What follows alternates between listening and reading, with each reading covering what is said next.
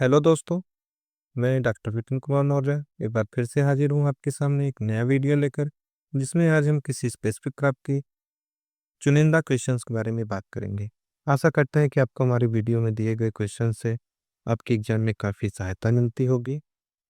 छोटी exam date काफ़ी और नज़दीक आ गया है और समय काफ़ी कम बचा हुआ है, इसलिए मैं आपको सारी बातें डिटेल में न बताते हुए कुछ चुनिंदा क्वेश्चंस की तरफ लेके चलूँगा, जो आपको आपके एग्जाम में सहायता करेगी। यदि आपको वीडियो पसंद आए तो वीडियो को लाइक करें, अपने दोस्तों के साथ शेयर करें। यदि आप चैनल पर नए हैं तो चैनल को सब्सक्राइब करना ना भूलें तथा बेल आइकन को प्रेस कर दें, जिससे आपको आने वाली वीडियोस के नोटिफिकेशंस मिलते रहें।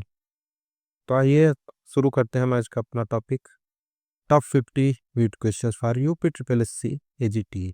सबसे पहले हम बात करते हैं अपने पहले क्वेश्चन की। तो हमारा पहला क्वेश्चन है, what is the botanical name of common wheat? Common wheat का साइंटिफिक नेम या बोटेनिकल नेम क्या है? तो इसका सही ऑप्शन है Triticum aestivum. What is the chromosome number of wheat? Triticum aestivum में क्रोमोसोम की संख्या कितनी होती है? इसका सही ऑप्शन है 2n is equal to 42। What is the origin of wheat? गेहूं का जन्म स्थान कहाँ पर है? इसका सही ऑप्शन है साउथ वेस्ट एशिया, जिसको कि टर्की रीजन भी कहते हैं। Macaroni wheat is scientifically known as, जो मैक्रोनी वीट होता है उसको साइंटिफिकली किस नामों से जाना जाता है? तो उसका सही आंसर है Triticum durum. Emmer wheat is known as, emmer wheat को किस नाम से जाना जाता है? उसका सही आंसर है Triticum dicoccum. Which variety of wheat is suitable for late sowing? Variety wheat की कौन सी वेराइटी है जो कि लेट सोइंग के लिए मोस्ट सुटेबल है? तो उसका सही आंसर है Sonalika. What is the ideal sowing time of wheat in India? India में आइडियल टाइम क्या है गेहूं की बुआई करने का? तो उसका सही आंसर है 15 नवंबर टू 20 नवंबर। 15 नवंबर से लेकर 20 नवंबर तक सबसे बेस्ट टाइम होता है गेहूं की सोइंग करने के लिए। What is the recommended row to row spacing of wheat cultivation? Row से रो की कितनी दूरी होनी चाहिए जो कि रिकमेंड की गई है गेहूं की खेती के लिए? तो इसका सही आंसर है 22.5 सेंटीमीटर। एक लाइन से दूसरे लाइन की दूरी के बीच में 22.5 सेंटीमीटर का गैप होना चाहिए। What is the most critical stage of irrigation in wheat? सबसे क्रिटिकल स्टेज गेहूं में इरिगेशन का क्या है? इसका सही आंसर है क्राउन रूट इनिशिएशन। यदि हम इस स्टेज में गेहूं की फसल को पानी नहीं देते हैं तो इससे हमें लगभग 70 to 80% नुकसान होने के चांसेस रहते हैं। इसलिए ये सबसे क्रूशियल पीरियड होता है गेहूं में इरिगेशन करने का, जो कि पहली सिंचाई होती है। Crown root initiation stage in wheat occurs after how many days of sowing? कहने का मतलब है कि जो क्राउन रूट इनिशिएशन स्टेज है वो गेहूं बुआई के कितने दिन के बाद वो स्टेज आ जाती है? इसका सही आंसर है 21 डेज। 21 दिन के बाद वो स्टेज CRI स्टेज गेहूं में पाई जाती है। Which gene is responsible for dwarfness in wheat? गेहूं में डॉर्फनेस या बौनेपन के लिए कौन सा जीन रिस्पॉन्सिबल होता है? इसका सही आंसर है Norin 10। Which is the most important mimicry weed in wheat field? गेहूं में मिमिक्री बीट सबसे महत्वपूर्ण मिमिक्री बीट मतलब कि गेहूं को जैसे ही दिखने वाला कौन सा सबसे खतरनाक वीड है?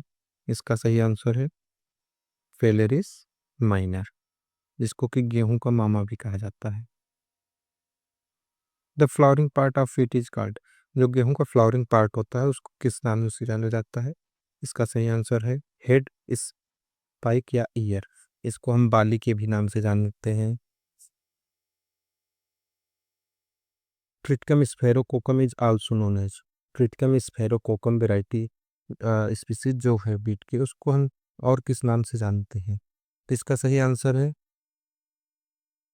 इंडियन डॉर्फ वीट या क्लब वीट इसको कहते हैं। What is the central zigzag axis of wheat spike card? जब हम गेहूं की बाली को देखते हैं उसमें दानों को निकाल लेते हैं तो एक जिगजैग स्ट्रक्चर बनता है। उसको हम किस नाम से जाना जाना जाता है, इसको क्या कहते हैं? तो उसका सही आंसर है रैचिस। उसको हम रैचिस के नाम से जानते हैं। In which year the triple gene dwarf wheat variety released in India? कौन से साल में triple gene dwarf variety wheat की इंडिया में रिलीज हुई थी? इसका सही आंसर है 1970, 1970 में। If only three irrigation are possible for wheat at which stage should be they should be applied? कहने का मतलब है अगर कोई किसान है उसके पास केवल तीन इरिगेशन ही अवेलेबल है तो उसको किस किस स्टेज में देगा है? तो इसका सही आंसर है CRI stage, late jointing stage और मिल्किंग स्टेज। यदि किसान के पास तीन इरिगेशन है अवेलेबल तो उसको वो CRI स्टेज में, लेट जॉइनिंग और मिल्किंग स्टेज में देगा। यदि उसके पास केवल एक इरिगेशन है तो उसको वो CRI स्टेज में देगा। और अगर दो इरिगेशन अवेलेबल है किसान के पास तो पहला इरिगेशन CRI स्टेज में देगा और दूसरा इरिगेशन मिल्किंग स्टेज में देगा। ये बातें आपको ध्यान में रखनी होगी। Seminal roots in wheat are, जो गेहूं में सेमिनल रूट्स होते हैं वो किस टाइप के रूट्स होते हैं? तो वो हमारे टेम्पोररी रूट्स होते हैं कि जो कि बाद में डिस्ट्रॉय हो जाते हैं। The fruit type of wheat is, जो व्हीट होता है उसके फ्रूट टाइप क्या है? उसको हम कैरियोप्सिस कहते हैं। The first man made cereal crop is, first man made cereal crop कौन सा है? इसका सही आंसर है triticale. Triticale is a cross between, triticale किसके क्रॉप से क्रॉस से बनाया गया था? इसका सही आंसर है व्हीट इनटू राई, व्हीट ट्रिटिकम मिस्टिकम इनटू राई sickle serial. Optimum temperature for wheat seed germination is, गेहूं के बीज के जर्मिनेशन के लिए सबसे उपयुक्त तापमान क्या है? इसका सही आंसर है 20 से 25 degree centigrade. Protein content in wheat brain is generally, गेहूं में कितने परसेंट प्रोटीन पाया जाता है? इसका सही ऑप्शन है 8 से 11%। Triticum aestivum is a type of wheat, Triticum aestivum जो स्पीसीज है वो किस टाइप का व्हीट है? इसका सही आंसर है हेक्साप्लॉयड।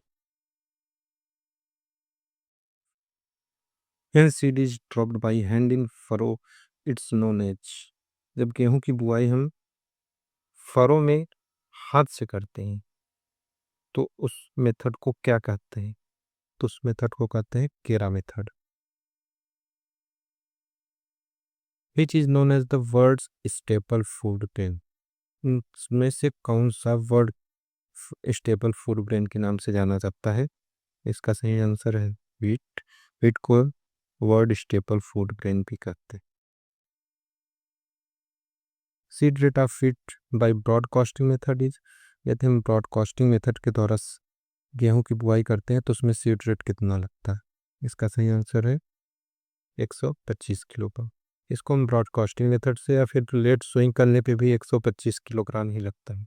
तो जबकि हम यदि सीड ड्रिल के द्वारा बुआई करते हैं तो केवल 100 किलोग्राम बीज ही पर हेक्टेयर लगता है। What is the selling percentage of wheat, गेहूं में सेलिंग परसेंटेज कितना पाया जाता है? इसका सही आंसर है 60%।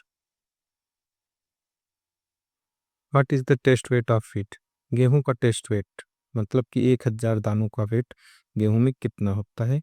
इसका सही आंसर है 40 gram. Most of the present day Indian wheat varieties contain what each gene, आज के समय में जो इंडियन वैरायटी गेहूं की पाई जाती है उसमें कौन सा जीन पाया जाता है? इसका सही आंसर है REST1 एंड REST2 नामक जीन आजकल की वैरायटी में पाया जाता है। Bio fertilizer useful for wheat is, गेहूं के लिए सबसे यूजफुल बायो फर्टिलाइजर क्या है? इसका सही आंसर है एजोटोबैक्टर।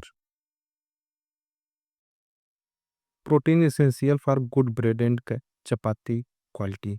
गेहूं में अच्छे ब्रेड और चपाती बनाने के लिए कौन सा प्रोटीन रिस्पॉन्सिबल होता है या कौन सा प्रोटीन की आवश्यकता होती है? इसका सही आंसर है gluten. If sowing is done by dibbler the seed rate will be. यदि हम डिपलर के द्वारा गेहूं की बुआई करते हैं तो सीड रेट कितना होता है? सही आंसर है 25 से 30 केजी पर hectare. Starch content in wheat grains. गेहूं में स्टार्च कितना पाया जाता है, मतलब गेहूं की वेट का स्टार्च कितना होता है? इसका सही आंसर है 60 to 68%। Moisture content eight wheat harvesting stages. गेहूं की हार्वेस्टिंग करते समय उसमें मॉइस्चर कंटेंट कितने परसेंट होना चाहिए? इसका सही आंसर है 25 से 30%। Tritium aestivum was first introduce in India by. Tritium aestivum जो है वो इंडिया में सबसे पहले किसके द्वारा इंट्रोड्यूस किया गया था? इसका सही ऑप्शन है N E Borlaug, Norman Ernest Borlaug. Wheat species that can be grown with minimum irrigation. वह कौन सा गेहूं की प्रजाति है या स्पीसीज है जो कि सबसे कम इरिगेशन में भी ग्रो की जा सकती है? इसका सही आंसर है tritium Duro. Variety contributing most during green revolution. Green revolution के टाइम पर सबसे ज़्यादा कौन सी वैरायटी का कंट्रीब्यूशन था? इसका सही आंसर है HD 2329। FIRB stand for. FIRB एक मेथड है इसमें, उस फुल फॉर्म क्या है? Furrow irrigated rich bed method. The permanent adventitious root that develop below the surface after the appearance of the first leaf in wheat are called। कहने का मतलब है फर्स्ट परमानेंट एडवेंटिटियस रूट कौन को हम क्या कहते हैं? जबकि पत्ती पहली पत्ती आने पर उसमें जो डेवलप होता है इसको हम किस रूट के नाम से जानते हैं? उसको हम क्लोनल रूट कहते हैं। एक common crop usually intercropped with wheat is. गेहूं के साथ इंटरक्रॉप के रूप में सबसे ज़्यादा कौन सी फसल उगाई जाती है? तो उसका सही ऑप्शन है मस्टर्ड।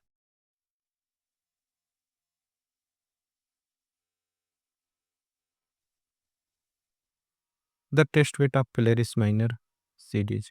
प्लेरिस माइनर जो कि मिमिक्री वीट है गेहूं का, उसका टेस्ट वेट, उसके 1000 दानों का वेट कितना होता है? 2 gram. The gene responsible for dwarfness in wheat which is introduced by Dr. Borlaug in 1916 in Mexico, originated from which variety? जो 1960 में मेक्सिको में डॉक्टर बोरलाग के द्वारा वीट इंट्रोड्यूस किया गया था, उसमें कौन सा जीन डॉर्फनेस के लिए रिस्पॉन्सिबल था? तो उसका सही आंसर है नोरी 10, जो कि वीट में डॉर्फनेस के लिए रिस्पॉन्सिबल जीन होता है। Which of the following wheat varieties were imported in India, released for commercial cultivation in India in 1965, contributing to the green belt? वह कौन सी वैरायटी है जो कोई इंडिया में 1965 में इंपोर्ट किया गया था या लाया गया था, जो जिसका कि सबसे ज़्यादा कंट्रीब्यूशन ग्रीन रिवोल्यूशन के लिए था? तो उसका सही आंसर है लर्मा रोजो, सोनोरा 63, सोनोरा 64 एंड मायो 64। ये 4 वैरायटी थी जो कि ग्रीन रेवोल्यूशन के टाइम पे इंडिया में इंट्रोड्यूस की गई थी, जिसका सबसे ज़्यादा कंट्रीब्यूशन था प्रोडक्शन में। Which species of wheat is mainly used for सूजी एंड सेमिया प्रिपरेशन। गेहूं की कौन सी स्पीसीज है जिससे जो कि मुख्यतया सूजी और सेवई बनाने के लिए प्रयोग किया जाता है? सही ऑप्शन है Triticum durum. Which species of wheat is used for making upma upma in India. गेहूं की कौन सी स्पीसीज है जिसका कि सबसे ज़्यादा उपयोग उपमा बनाने के लिए किया जाता है, जो कि एक साउथ इंडियन डिश है? इसका सही आंसर है Triticum dicoccum. Each seed when seed is dropped by funnel or knife attached to the plough behind the furrow is known as. अगर हम हाथ के द्वारा बीज को गिराते हैं तो उसको हम केरा मेथड कहते हैं, और यदि हम फनेल या नाई को अटैच करके प्लाउ के साथ में गिराते हैं सीड को तो उसको हम पोरा मेथड कहते हैं। For safe storage the moisture content of wheat grain should be. गेहूं की सेफ स्टोरेज के लिए उसमें मॉइस्चर कंटेंट कितना होना चाहिए? यही ऑप्शन है 10 से 12%। The export quality of wheat is mainly affected by which. जो गेहूं की एक्सपोर्ट क्वालिटी होती है वो किसके द्वारा मेनली अफेक्ट होता है? सबसे ज़्यादा किस रोग के कारण गेहूं को एक्सपोर्ट करने में समस्या आती है? तो उसका सही आंसर है Karnal bunt. The objectionable weed of wheat is. सब ऑब्जेक्शनेबल वीड क्या है गेहूं का? इसका सही आंसर है Convolvulus arvensis. The most commonly used hybridization method in wheat is for breeding. गेहूं की हाइब्रिडाइजेशन के लिए कौन सी ब्रीडिंग मेथड सबसे ज़्यादा प्रयोग में लाया जाता है? तो इसका सही आंसर है कूजो मेथड। धन्यवाद दोस्तों, आपको हमारा वीडियो कैसा लगा? यदि आपका कोई सुझाव हो या कोई क्वेरी हो तो कमेंट में हमें ज़रूर बताएं। वीडियो को क्लोज करते हैं। आप सभी का धन्यवाद।